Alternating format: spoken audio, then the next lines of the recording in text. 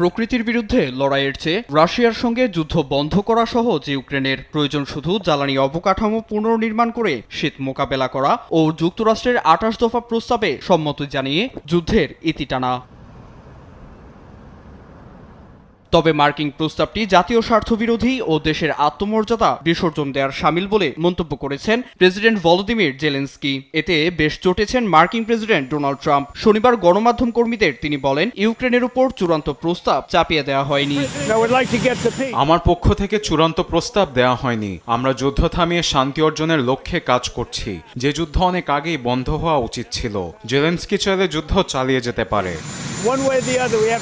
মার্কিন প্রস্তাব অনুযায়ী দক্ষিণের দনবাস সহ একাধিক অঞ্চল রাশিয়ার হাতে ছেড়ে দিতে হবে ইউক্রেনকে। ছোলাখে নামিয়ে আনতে হবে সেনাদের সংখ্যা। তাই সিদ্ধান্তে পৌঁছানোর আগে অংশীদার ও মিত্রদের সঙ্গে আলোচনা প্রয়োজন বলে জানান